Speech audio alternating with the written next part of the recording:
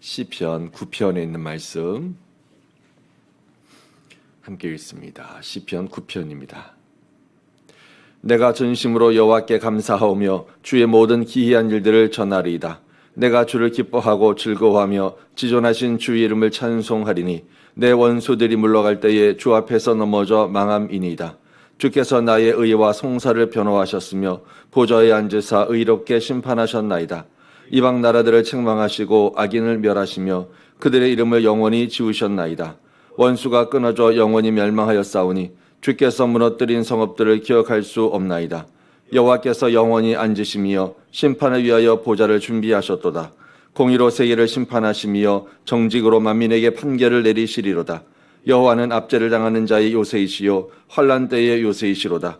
여호와여, 주의 이름을 아는 자는 주를 의지하오리니 이는 주를 찾는 자들을 버리지 아니하심이니이다. 너희는 시온에 계신 여호와를 찬송하며 그의 행사를 백성 중에 선포할지어다. 피 흘림을 신문하시는 이가 그들을 기억하시며 가난한 자의 부르짖음을 잊지 아니하시도다. 여호와여, 내게 은혜를 베푸소서. 나를 사망의 문에서 일으키시는 주여, 나를 미워하는 자에게서 받는 나의 고통을 보소서. 그리하시면 내가 주의 찬송을 다 전할 것이요 딸 시온의 문에서 주의 구원을 기뻐하리이다. 이방 나라들은 자기가 판 운동이에 빠짐이요 자기가 숨긴 그물에 자기 발이 걸렸도다. 여호와께서 자기를 알게 하사 심판을 행하셨으며 악인은 자기의 손으로 행한 일에 스스로 얽혔도다. 히카은 셀라. 악인들이 스올로 돌아가며 하나님을 잊어버린 모든 이방 나라들이 그리하리로다. 궁핍한 자가 항상 잊어버림을 당하지 아니하며 가난한 자들이 영원히 실망하지 아니하리로다. 여호와여, 일어나사 인생으로 승리를 얻지 못하게 하시며 이방 나라들이 주 앞에서 심판을 받게 하소서. 여호와여, 그들을 두렵게 하시며 이방 나라들이 자기는 인생뿐인 줄을 알게 하소서. 셀라. 살면서 느끼게 되는 것은 나쁜 사람들이 참 많다라는 겁니다. 물론 좋은 사람들도 무척 많습니다. 우리의 기도가 그런 기도 아닐까요? 하나님, 우리와 우리의 가족들 또 우리의 자녀들 좋은 사람들 만나게 해주세요. 이런 좋은 사람들과의 만남이 우리들에게 있기를 주의 이름으로 축원합니다. 그러나 간혹 나쁜 사람들도 만납니다. 물론 나쁜 사람들의 기능이 있긴 합니다만 여러분들은 어떤 나쁜 사람들을 만나셨나요? 우리가 만난 나쁜 사람들은 어떤 사람들일까요? 뿐만 아니라 우리가 직접적이진 않더라도 주변에 그러한 나쁜 사람들을 보고 분노할 때도 있고요. 또 가까운 이들 중에 그들로 인하여 피해를 받는 사람들을 보면서 함께 아파하는 그런 경우도 있습니다. 그러한 나쁜 이들을 만났을 때 우리는 어떤 기도할 수 있을까요?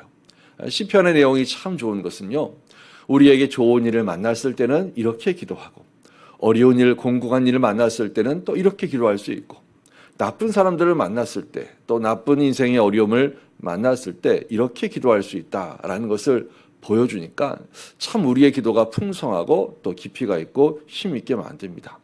오늘 본문에 우리가 이러한 사람들을 만나거나 경험했을 때에 또는 보았을 때에 어떤 기도할 수 있을까요?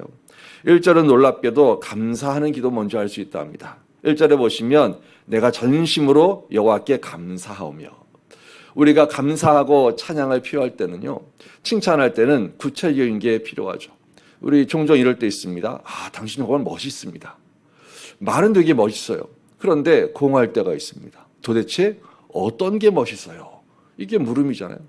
나는 당신이 너무 좋아요. 다 좋을 수 있습니다. 그런데 어떤 부분 때문에 내가 참 좋습니다. 이렇게 말하면 더 풍성하죠. 내가 다 미안해. 이런 것보다도요, 내가 그때 그렇게 행동한 거, 그렇게 말한 거 참 미안해. 그럼 구체적인 그 미안함이 마음에 와 닿죠. 하나님 감사합니다. 다 감사합니다.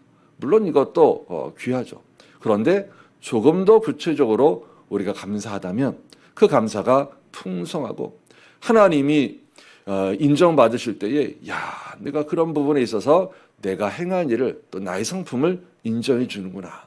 참 고맙다. 이런 마음을 품지 않으시겠습니까? 오늘 시인은, 오늘 다윗은 구체적으로 이렇게 감사를 표현하고 하나님을 찬송하고 있습니다. 먼저 많은 내용들이 담겨 있지만 4절에 이렇게 이야기하죠.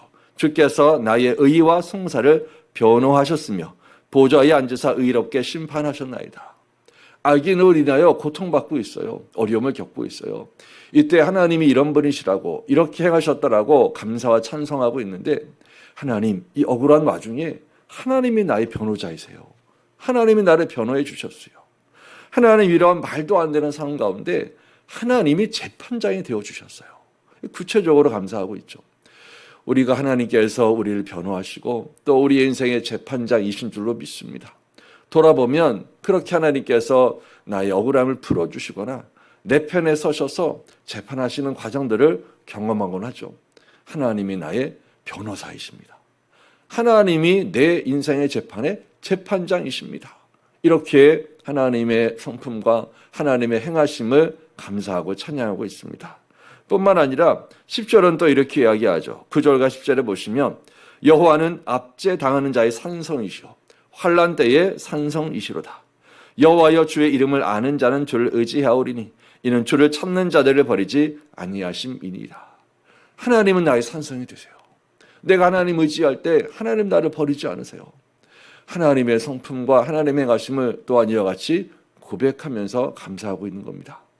오늘 저와 여러분들에게 하나님은 어떤 분이실까요?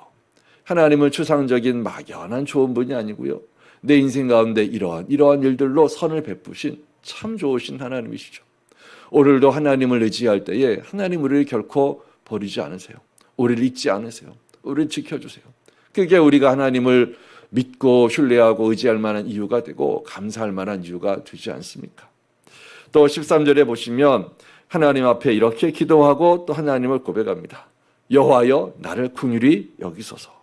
나를 사망의 문에서 일으키시는 주여, 미워하는 자에게 받는 나의 곤고를 보소서.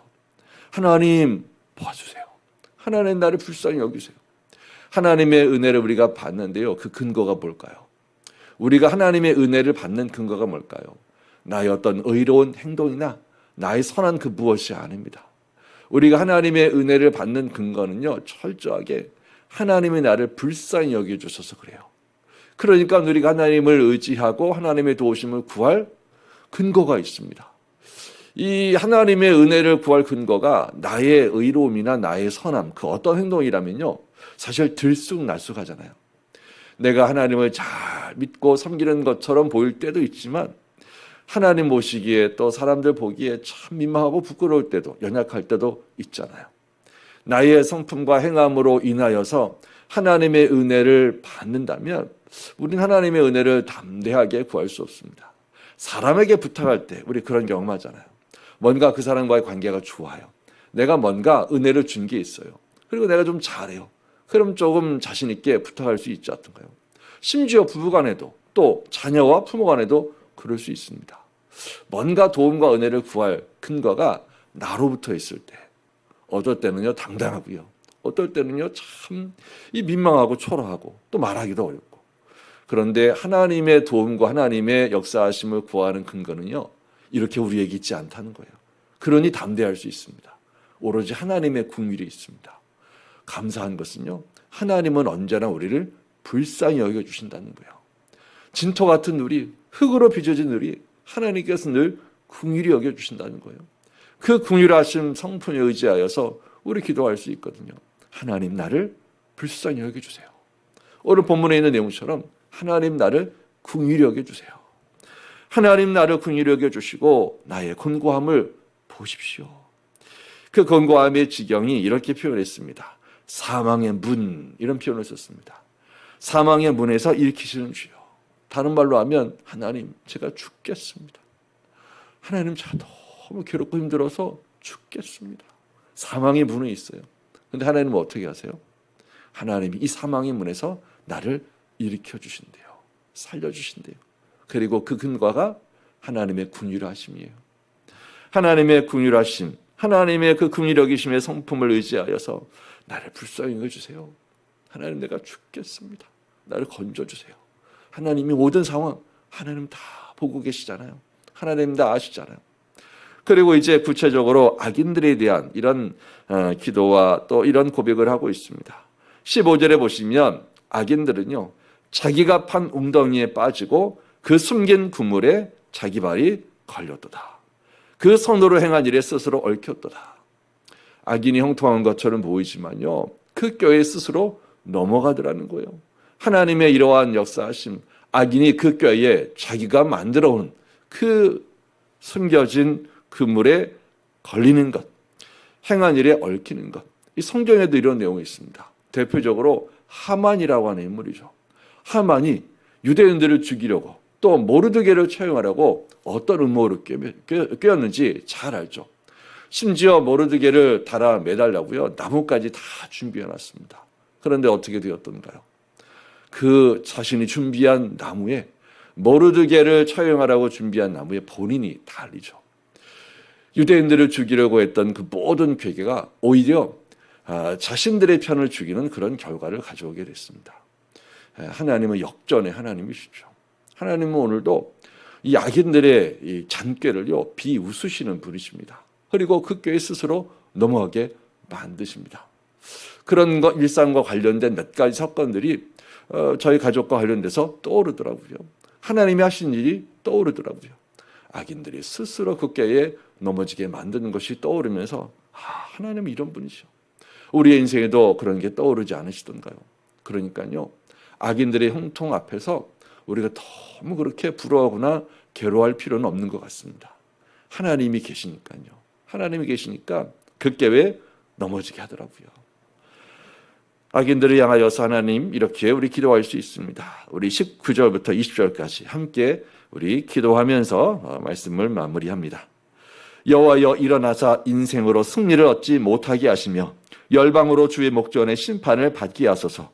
여호와여, 저희로 두렵게 하시며 열방으로 자기는 인생뿐인 줄 알게 하소서. 셀라. 저희로 승리를 얻지 못게 하소서. 두렵게 하소서. 열방으로 자기는 인생뿐인 줄 알게 하소서. 죽을 수밖에 없는 유한한 존재입니다. 한낱 인간에 불과합니다. 경험하게 해달라는 거예요. 깨닫게 해달라는 거예요. 다른 말로 하면 하나님의 살아계심을 보게 해달라는 겁니다. 이러한 기도가 우리로 하여금 힘을 얻게 합니다. 이런 기도가 우리를 소망에 서게 합니다. 이런 기도가 오늘도 우리를 담대하게 세상과 마주하며 살아가게 만듭니다. 이렇게 좋으신 하나님, 구체적으로 일하신 하나님, 우리가 의지할 만한 하나님, 그리고 오늘도 악을 향하여서 일하시는 하나님 앞에 기도하며 담대하게 한 날을 살아가는 우리 모두가 되기를 주 이름으로 축원합니다. 아멘.